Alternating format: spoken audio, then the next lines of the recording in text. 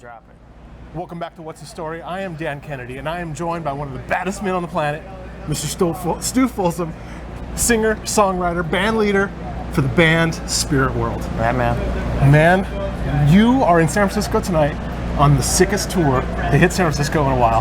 Heaviest tour, Clash of the Titans. Yeah. Tell me about this tour. How did you go? We shared some management with Kreator. So when we were in Europe last October, we were on tour with Agnostic Front, and then this came up if we could make it happen. And then originally it was going to be like February, March, but then Lamb of God and Kreator's Europe tour got pushed back, so then this got moved to the spring. So we've known about this forever, and we've just been like waiting and waiting to like hit the road, man. No, this is just the sickest tour. I've been looking forward to it. Yeah. But you mentioned that you just were in Europe. Yeah.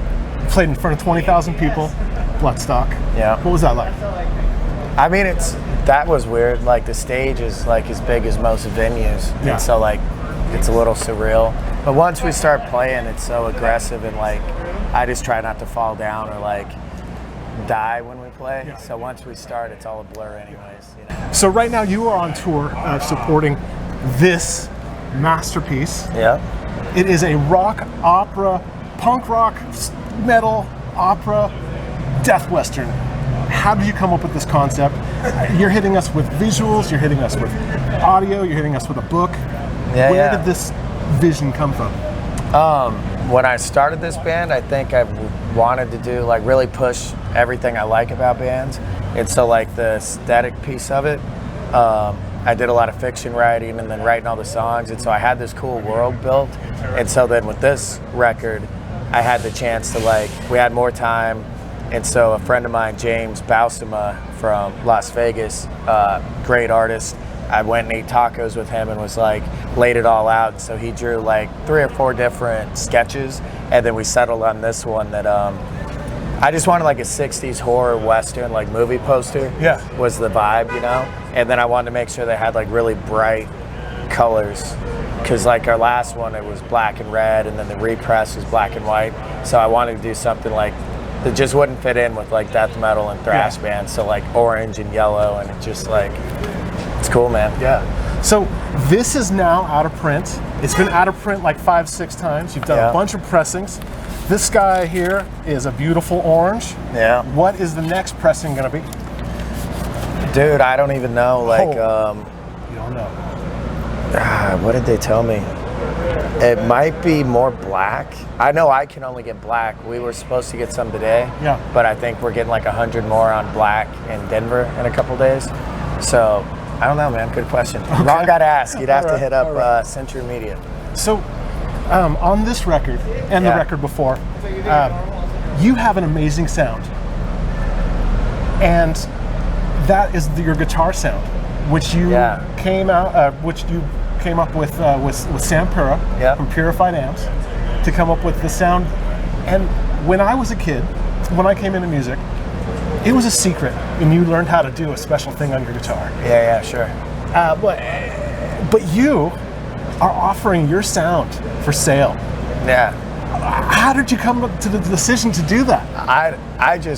I mean, with a record, with the guitar tone, anything, like if I can help somebody else get where they're going, then I'm cool with that. Like it is so hard to even be in a band and do anything, let alone make a good record and like tour like this. So there's no tricks of the trade or like secret recipes. I'm not the Colonel. Like anything I can do to help some kid in a basement that feels like shit, like I'm into it.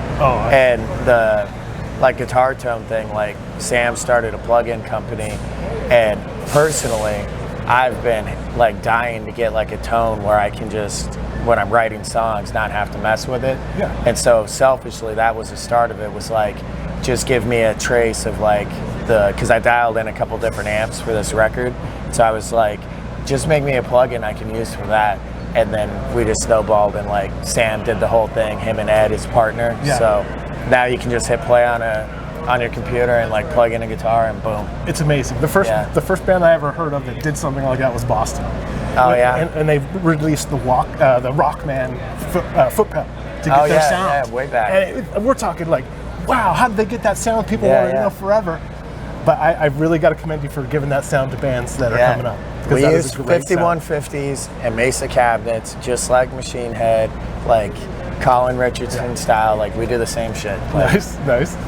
So when I was coming up, again, an old time question. When I was coming up, we had this thing called the Satanic Panic. Do you remember this? I do. Oh, I mean, I was a little young, but I'm familiar. Yeah. And we had this other thing called the PMRC, and they came up with the tipper stickers. Yeah. Your music definitely, if it came out in the 80s, you would be on their list. You would be one of the feared 50. We'd get a lot more publicity, that's for sure. Well, yes. Have you gotten any feedback negative because of the imagery? Yeah, sure.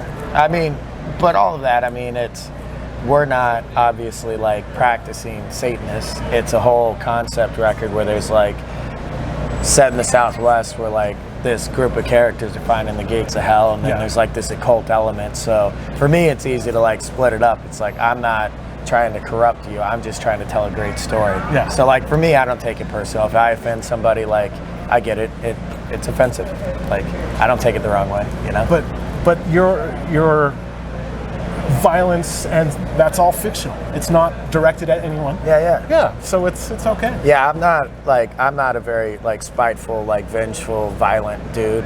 Like all that anxiety and like stress and things, like I get all that stuff out on my guitar, doing artwork and like making things. Yeah. That's how I like purge myself of like all those nasty, negative like self-talk. So I don't know. I like to have a project, so it just happens that things that I really like.